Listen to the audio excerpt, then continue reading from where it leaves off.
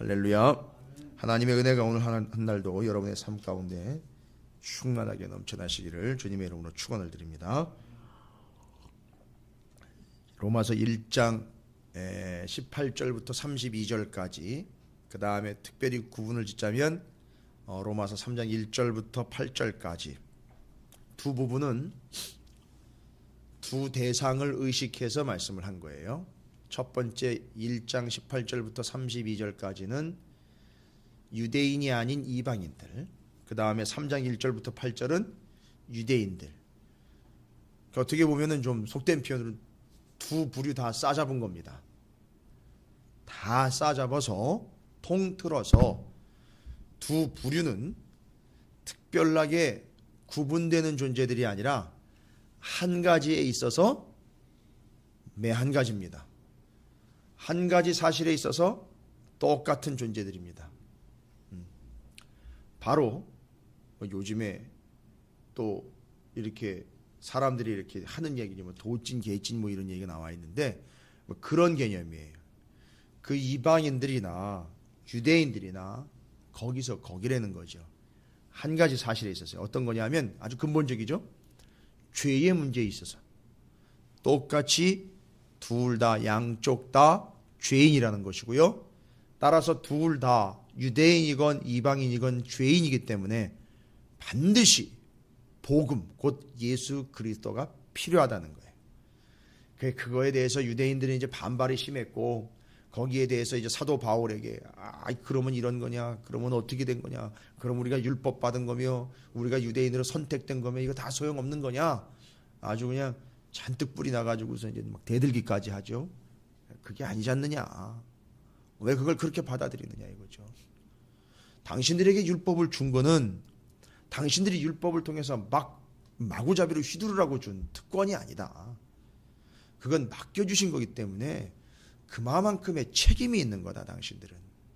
그래서 그 율법을 통해서 예수를 알아먹고 그 예수를 받아들여서 먼저 구원 얻는 자가 된다면 여러분들이 바로 제사장 나라가 되어 주변에 있는 이방인들과 죽어가는 이들에게 제사장적 역할을 감당하여 그 율법의 의미를 제대로 전하여 하나님의 말씀을 통해 예수 그리스도를 믿게 하는 것이 여러분의 사명인데, 왜 여러분은 율법을 지켜서 당신 스스로 혼자만 지켜내는 것을 명분 삼아 혼자 의롭게 되려고 하느냐? 의인은 없나니 하나도 없고, 사람의 의를 끌었다 당긴다고 덮어도 사람의 의는 손수건만큼의 효과도 안 나타나는 거니, 그걸 덮는다고 따뜻할 리도 없고 가려질 리도 없으니 오직 하나님의 의로만이 덮어질 수 있는 것이다. 그래서 당신의 의를 쌓으려고 하지 말고 하나님의 의를 덧입으려고 하라. 근데 하나님의 의를 덧입는 방법은 한 가지밖에 없다는 거죠. 믿음으로밖에 없다. 그래서 유대인들은 율법을 지켜 한 가지라도 제대로 지키면 지켰다라는 것 때문에 의가 쌓여가는 걸로 착각을 했어요. 하나 지키면 의가 하나 쌓이고, 또 하나 지키면 의가 하나 쌓이고, 뭐 이런 개념으로 생각을 한 거죠. 그러니까 바울이 마음에 안 드는 거예요. 자꾸 죄인이다, 소용없다라고 얘기하지 말고 좀 더 잘 지킬 수 있게, 좀 더 적극적으로, 좀 더 완벽하게 지킬 수 있게 좀 도와주고 격려해주고 칭찬해주고 조건을 좀 만들어줘서 한 가지라도 좀 더 지키게 해줘야 되는 거 아니냐. 그래서 조금 더 의로워지고 조금 더 의로워지고, 그렇게 의로워지고 하다 보면 좀 더 나아지고 결국에는 완전해지지 않겠느냐, 뭐 이런 생각을 했던 거죠. 근데 이제 바울은 그게 그러려고 율법을 주신 게 아니다.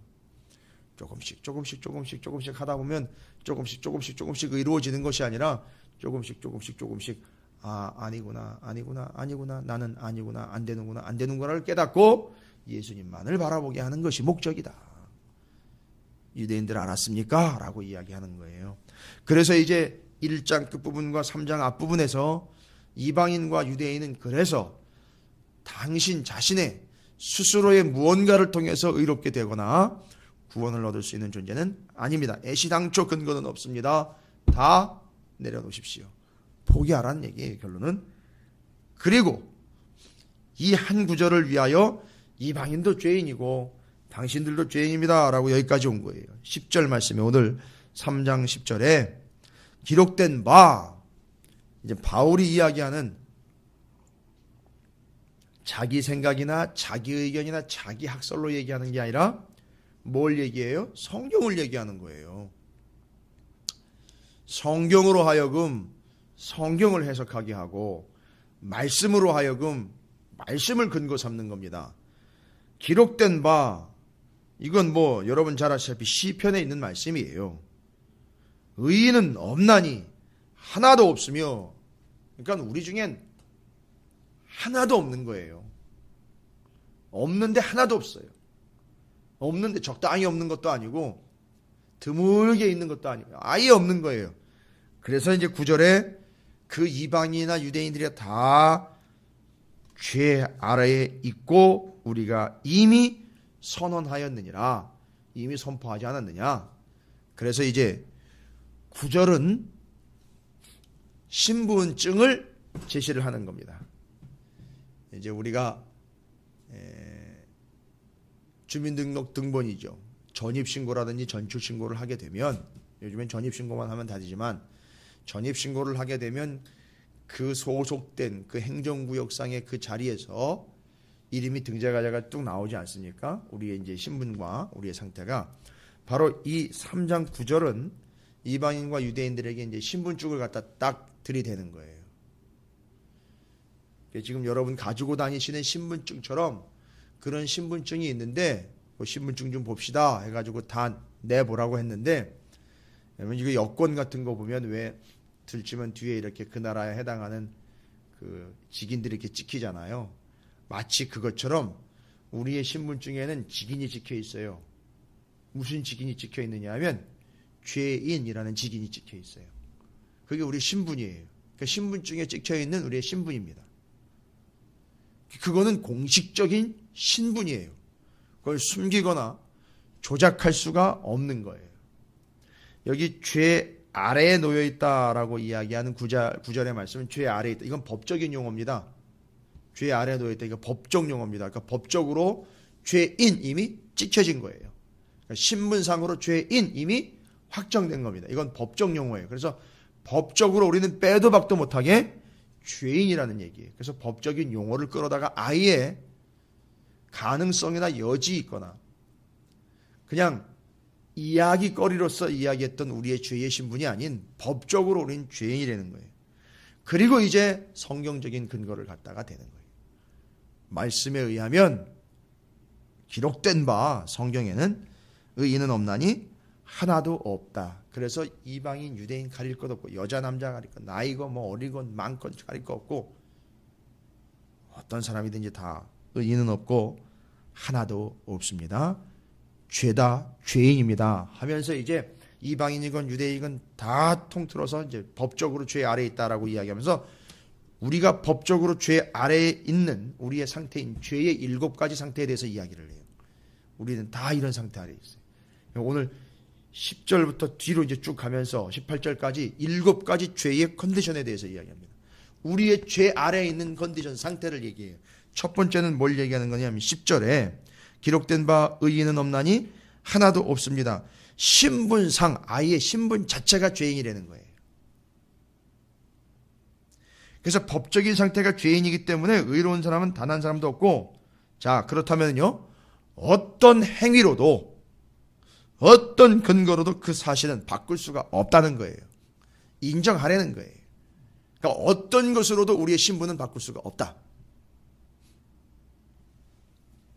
이제 이런 얘기를 하면 이제 막 기분 나빠하는 거예요. 막 사람들이 난리가 나는 겁니다. 왜 우리 안에 가능성이 없느냐 이거죠. 사람이 지금 인공지능까지 만들어내고 있는 이 시대에 왜 사람에게 가능성이 없느냐? 창조주 자체, 창조하신 하나님께서 그 인간의 본성에 대해서 정확하게 이야기를 하신 거예요. 그리고 우리 부인할 수 없는 속성이 바로 그겁니다. 그래서 첫 번째로는 우리의 법적인 상태가 죄인이면서 의로운 자는 단 한 사람도 없고 어떤 행위로도 그 사실은 바꿀 수가 없다라는 거예요. 여러분이 대한민국 국민인 거를 바꿀 수 없는 것처럼 죄인인 건 바꿀 수 없습니다. 자, 두 번째로 이제 우리의 상태입니다. 우리의 죄된 상태는 우리의 마음에 대한 이야기인데요. 11절에 보니까 깨닫는 자도 없고 하나님을 찾는 자도 없다. 하나님을 찾거나 하나님을 깨닫는 자가 없다는 거예요. 뭔 얘기냐면 우리의 죄된 속성 때문에 깨닫거나 찾는 자가 없는 거예요. 그건 뭘 얘기? 우리의 마음이 이미 죄 아래에 있는 거예요. 그러니까 우리 존재 자체가 죄 아래에 있으니까 구석구석 좀 살펴보면 우리의 마음이요. 우리의 마음 상태가 아주 강팍해진 마음이에요. 여러분 마음의 할례를 받으라는 이야기 기억나시죠? 할례 받은 마음이 어떤 마음이냐? 제가 설명드렸어요. 감동을 받아 부드러워진 마음이라 그랬어요. 은혜를 아무리 받아도 강팍해질 수 있어요. 왜냐하면 은혜는 받았다고 하는데 알고 봤더니 감동으로 부드러워지지 않은 거예요. 그러니까 그건 평생 가봐야 늘 강팍한 마음으로 가는 거예요. 항상 그 마음이 건조해 있어요. 늘 쫓기고 늘 피해의식에 사로잡혀 있고 늘 분주하고 늘 바쁘고 늘 무엇인가 자기의 만족을 쫓아가야지 자기 마음이 흡족하게 되는 상태들.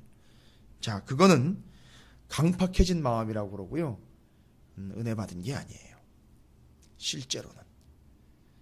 그건 성령의 세례를 받은 것도 아니에요. 할례를 받은 것도 아닙니다.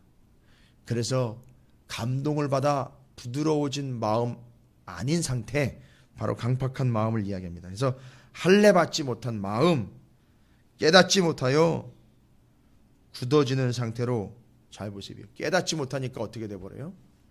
그냥 모르는 자가 돼버리는 거예요. 아무것도 모르는 영적 무식쟁이가 돼버리는 거예요. 뭐 영적인 경험도 나는 많고 다 체험해봤고, 아니요. 궁극적인 건 모르는 거예요. 하나님이 어떤 분인지는 몰라요. 나는 경험해봤는데, 이것저것 경험해봤는데 궁극적으로 하나님이 어떤 분인지를 모른다는 거예요. 깨닫지를 못하는 거예요. 마음 상태가 강팍해지고 굳어졌기 때문에 하나님을 결국은 깨닫지 못하고 모르는 자가 되어버린 상태, 우리의 죄인된 상태, 신분상으로 죄인이에요. 마음이 굳어져서 깨닫지 못하는 상태, 우리의 마음 상태가 이미 죄인의 상태인 거예요. 세 번째로는요, 우리의 동기입니다. 무엇인가 하려고 하는 동기를 이야기하는 거죠.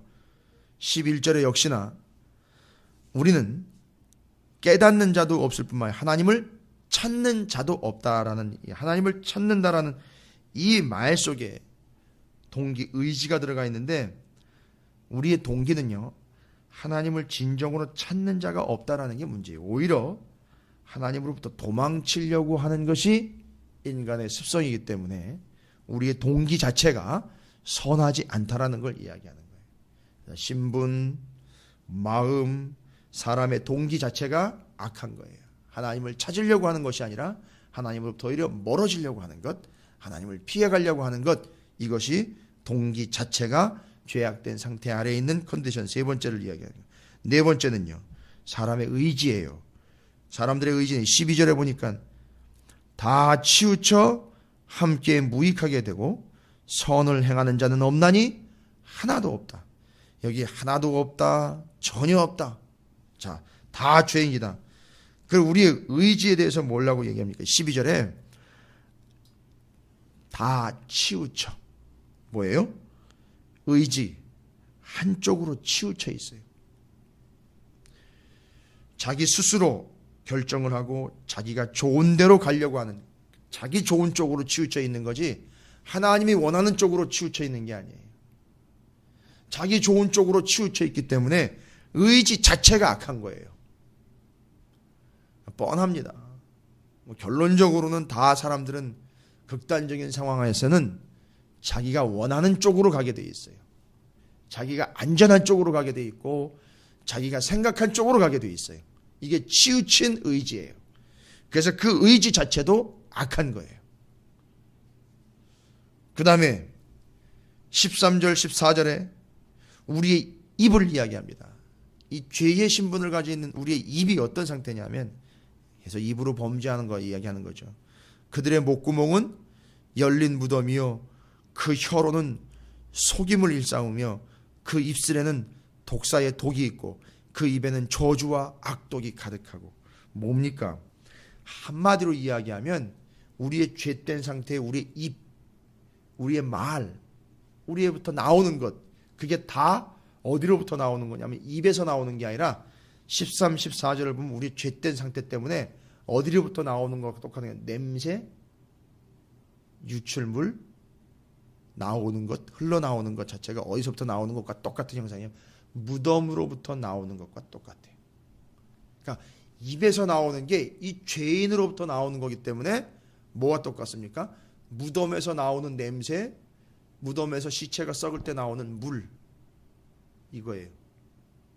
이번 주에 이제 민수기를 함께 살피면서 진영에서 부정하게 여기는 것들 절대 그 안에 두어서는 안 된다라고 말씀을 이제 나눌 텐데, 특징들이 있어요. 나병이며 유출병이며 시체를 만진 자들은 다 부정해졌다라고 이야기를 해요.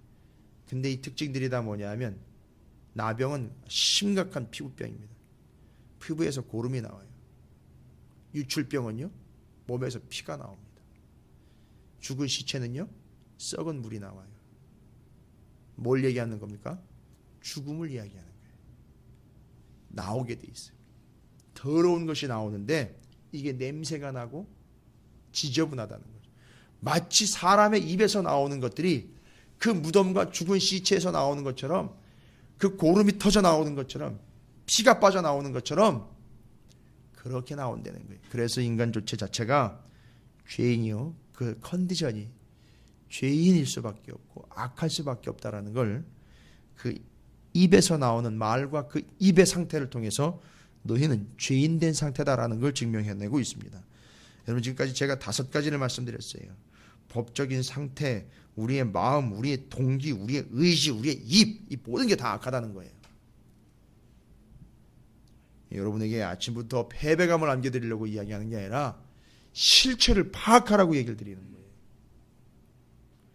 지금 어두워서 오시는 길에 조금 어둑었기 때문에 안 보이셨죠? 미세먼지가 가득해 있어요. 그게 실체예요. 보이지 않는다고 없는 것이 아닌, 인정하지 않는다고 아닌 게 아닌, 우리의 실체는 신분상 죄인이고 마음 자체가 악하고 동기 자체가 한쪽으로 치우쳐 있고 의지 자체가 치우쳐 있고 우리의 입 자체가 썩은 무덤에서 나오는 침출수와 냄새와 같이 토해내는 것들이 사악한 것들이라는 거죠. 심지어는 15절부터 17절까지 보니까 상대방과의 관계를 이야기해요. 나뿐만이 아니라 상대방, 우리 이웃과 우리 관계 맺는 여러 지체들과의 관계 속에서 서로 피해를 끼치고 깨어지고 공격하고 대립되는 양상을 보니 죄인이 맞대는 거예요.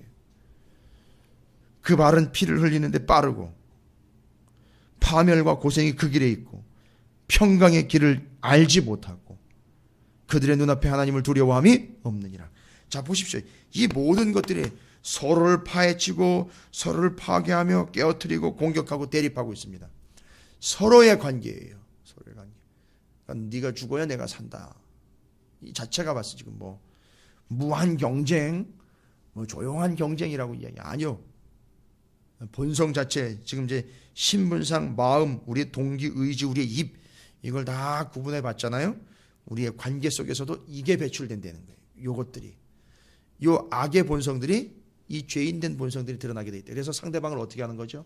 내리누르고 죽이고 제거하고 자기가 나서는 거예요. 그래서 그런 관계들이죠. 자, 심지어는요, 7번째, 우리 이제 7개의 상태에 대해서 얘기하는 거니까, 이웃과의 관계에 있어서 깨져 버렸고요. 피해를 주고 깨어지고 공격을 하고 대립하는 이 죄된 속성. 그 다음에 하나님과의 관계는요, 심각한 거예요. 하나님과의 관계에서 이 죄인들은요, 어떤 짓을 하느냐 하면 제일 심각한 겁니다. 두려워하지 않는다는 거예요. 하나님을. 어떻게 하나님이 무섭고 하나님이 그런 분이라는 걸 아는데 어떻게 그런 짓을 하세요? 어떻게 그런 말을 하냔 말이에요. 심지어 교회 안에서도 그런다니까요.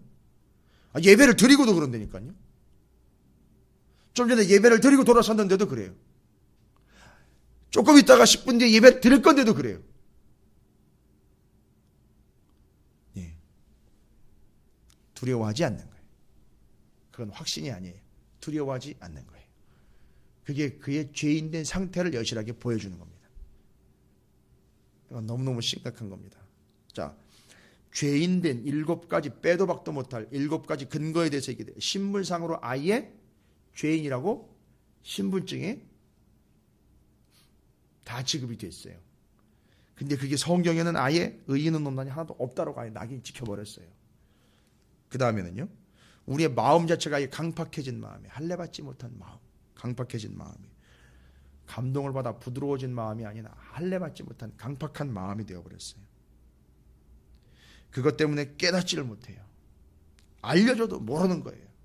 그래서 이 마음 상태가 강팍해진 마음은 아무것도 알 수가 없어요. 부드럽지 않기 때문에 심어도 나지 않는 거예요. 그래서 말씀을 전해도 부드럽지 않기 때문에 받지를 않으니까 싹이 나거나 열매를 맺지 못하는 거예요. 이거 받아들이지 못하는 거예요. 깨닫지 못하는 겁니다. 몰라요. 그래서 강팍한 마음을 가진 사람들은 성경을 아무리 이야기해도 깨닫지를 못해요. 아는 건 아는데 깨닫지를 못한단 말이에요. 지식적으로는 아는데 깨닫지를 못해요. 이 부드러워진 상태에서 받아내지를 못하기 때문에. 그 다음에 동기 자체가 하나님을 진정으로 찾는 자들이 없어요. 다 동기는 하나님으로부터 도망치고 세상으로부터 유익을 얻으려고 하는 그런 동기가 있죠. 의지 자체가 한쪽으로 치우쳐 있어요. 자기 이익을 위해서. 입 자체요. 그들의 입은 열린 무덤과 같다 그랬습니다. 관계는요, 서로 깨트리고 무너뜨리고 부서뜨리고 공격을 하고 있습니다. 하나님과의 관계에 있어서는요, 하나님을 두려워하지 않는다는 거예요. 자, 이게 죄인된 상태에 여러 가지, 특별히 7가지로 정리된 죄 아래에 있는 신분상 죄인이라는 신분이 딱 결정이 되어버린 이방인이건 유대인이건 모든 사람들이 다 7가지 컨디션 아래 다 있다는 거예요. 그럼 여러분 소망이 없잖아요. 맞아요. 우리에겐 소망이 없는 거예요. 그래서 이제 이 죄인된 자가 어느 누구도 예외 없이 이 죄인된 자가 할 수 있는 건 없습니다. 스스로 뭐를 해서 이걸 넘어가려고 한다거나 스스로 뭔가를 이루어내서 이걸 벗어나려고 하는 건 전혀 이제 불가능한 거예요. 신분상 그렇기 때문에. 그러면 이 죄인된 상태에 있는 사람들이 할 수 있는 딱 유일한 건 2가지예요. 딱 2가지입니다. 오늘 말씀이 다 남아 있어요. 죄인된 자들로서 죄 아래 있고 죄인이라는 신분을 가진 자들이 할 수 있는 건 딱 2가지밖에 없습니다. 죄인이기 때문에요. 딱 2가지밖에 없습니다. 죄인이기 때문에 이걸 해야 돼요. 어쩔 수 없이 하는 게 아니라 죄인이기 때문에 이걸 해서 살아야 돼요. 죄인이 살 유일한 방법. 죄인, 그들의 컨디션 7가지가 얽어매고 있는 상태에서 벗어날 유일한 방법 2가지입니다. 여러분 오늘 말씀은 이 2가지를 정확하게 정리를 하시고 아예 새겨버리셔야 돼요. 이 온몸의 영혼의 뇌리에 그냥 다 새겨버리셔야 돼요. 우리는 여전히 죄인된 상태라는 걸 그냥 7가지 상태로 다 정리를 해버렸어요. 그러니까 이건 뭐 다시 이야기할 필요 없고, 그러면 이제 우리가 해야 될 것 유일한 것 2가지. 왜냐하면 이게 죄의 근본이기 때문에 그 근본적인 문제를 이제 파헤쳐야 되는 겁니다. 첫 번째, 우리가 해야 하는 거는요, 다른 거 없어요. 죄인이니까 다른 거 없습니다. 10절에 나와 있어요. 우리가 죄인된 상태에서 심각한 문제로 지적된 거, 그걸 고쳐야 돼요. 뭐라 했습니까? 기록된 바 의인은 없나니 하나도 없으며, 11절에 깨닫는 자도 없고 어떤 자가 없습니까? 하나님을 찾는 자도 없다. 첫 번째, 7가지 이 심각한 죄인의 상태의 컨디션에 있는 엉망진창이어 내버려두면 죽을 수밖에 없는 이들이 할 수 있는 유일한 것은 하나님을 찾아야 돼요. 하나님을 찾아야 됩니다. 이 방법밖에 없어요. 뭔 다른 방법을 찾는 게 아니라고요. 뭔 다른 길을 찾는 게 아니에요. 뭔 다른 조건을 찾아 나서는 게 아니에요. 하나님을 찾아야 된다는 거예요. 죄인이기 때문에. 여기서 하나님을 찾는다라는 말은 뭐예요? 하나님을 알고 싶어 하는 거죠. 하나님을 찾아가는 거예요. 하나님 때문에 기뻐하고 싶은 거예요. 하나님을 만나고 싶은 거예요. 이게 바로 하나님을 찾는 거예요. 그래서 유대인에게 율법을 줬다면은요. 유대인도 죄인인데 죄인들에게 율법을 줬다면은요. 뭐예요? 하나님을 찾아가는 걸로 율법을 쓰면 되잖아요. 하나님을 찾는 방법으로 율법을 쓰면 되잖아요. 그런데 자기의 죄 있는 걸 커버하려고 율법을 썼단 말이에요. 아니라는 거예요. 완전히 잘못된 거예요. 그 마음을 보세요. 그 의지를 보시라고요. 그 생각을 보시란 말이에요. 그 행동을 보시라고요. 영락없는 죄인이에요. 7가지 딱 비춰보면은요. 그러니까 하나님을 찾는 거예요. 이방인들은요. 하나님을 찾지 않고 뭘 찾았습니까? 우상을 찾았단 말이에요. 그러니까 지금 유일한 방법은 뭐냐면 이 심각한 죄인들이 할 수 있는 첫 번째, 그것 밖에는 할 수 없습니다가 아니에요. 최소한이 아니에요. 최대한이에요. 그것밖에 할 수 없어서 그것만 할 수밖에 없는 게 아니에요. 그것이 최대의 길이에요. 그것이 사는 길이에요. 하나님을 찾아야 되는 거예요. 죄인은. 두 번째는요. 맨 뒤에 나와 있죠. 그들의 눈앞에 하나님을 두려워함이 없느니라 함과 같으니라. 두 번째는 뭐예요? 하나님을 두려워함이에요. 하나님을 두려워한다는 건 뭐죠? 이렇게 7가지의 상태의 죄인으로 살아가다간 끝장나겠구나. 나는 죄인이로구나. 하나님 앞에 내가 어찌 감히 서리요? 라고 두려움에 떠는 하나님을 두려워함입니다. 자, 2가지예요. 하나님을 찾아야 합니다. 하나님을 두려워해야 합니다. 그러면 다 끝난 거예요. 이 죄된 상태가 다 정리가 돼버린 거예요. 이 사람은. 하나님을 찾고 하나님을 두려워한다면 다 끝난 거예요. 그러면 그는 구원을 받을 수 있는 거예요. 이 2가지입니다. 그래서 율법을 읽다 보니, 말씀을 바라보다 보니, 하나님을 찾고 두려워하다 보니 나는 죄인인 것이 드러났고 하나님 나를 구원해 주십시오라고 하나님에게 돌아오게 되기 때문인 거죠. 그런 이들을 위해서 하나님은 예수를 준비하셨다는 거죠. 그리고 믿는 자들에겐 구원을 얻게 하신 거예요. 이게 단계입니다. 그래서 바로 하나님 앞에 선 죄인들은 딱 2가지만 기억하시면 됩니다. 하나님을 찾아야 돼요. 악착같이 찾아야 됩니다. 하나님을 알고 싶어하고 찾고 싶어하고 하나님 때문에 기뻐하며 하나님을 만나고 싶어야 되는 거예요. 이 열정이 유대인들이 율법을 통해서 했으면 얼마나 좋았을까 하는 마음이 들어요. 그 다음에는요, 하나님을 두려워함이 왜요? 죄인이기 때문에요. 죄를 지닌 채로는 하나님 앞에 설 수가 없어요. 죄가 두려움을 만들어내는 거예요. 그러니까 우리는 하나님 앞에 죄인으로서 두려운 마음을 가져야 되는 거예요. 그러면 그 죄의 문제가 심각하다는 걸 알게 되고 하나님 앞에 나아가 하나님을 구하고 찾게 되는 거죠. 이 2가지입니다. 구하고 찾으라, 하나님을 두려워하라. 이겁니다. 2가지가 우리가 해야 될 유일한 방법입니다. 여러분, 오늘 한 날 동안 하나님을 찾고 또 찾으시길 바랍니다. 정말로 하나님을 두려워하는 한 날이 아니, 우리 평생에 하나님을 두려워할 수밖에 없는 존재로서 살아가시길 바랍니다. 근데 이 두려움은 평생 두려움으로 살다가 그냥 두려움에 쩌들어 사는 삶이 아니라 내 상태를 알기 때문에 나오는 두려움이에요. 근데 이 두려움 속에서 예수 그리스도를 바라보는 온전한 믿음으로 나아가기 때문에 이게 결국 나중엔 뭐가 되느냐 하면 기쁨이 되게 돼 있습니다. 그 두려움을 이야기하는 겁니다. 경외함을 이야기하는 거예요. 여호와를 경외함이 지혜의 근본이다라고 시편 111편 10절에 나온 것처럼 이것을 통해서 오늘 한날의 삶이 하나님을 찾고 찾는, 또 하나님을 두려워함으로 하나님 앞에 서는 여러분의 복된 삶이 되시기를 주님의 이름으로 축원을 드립니다.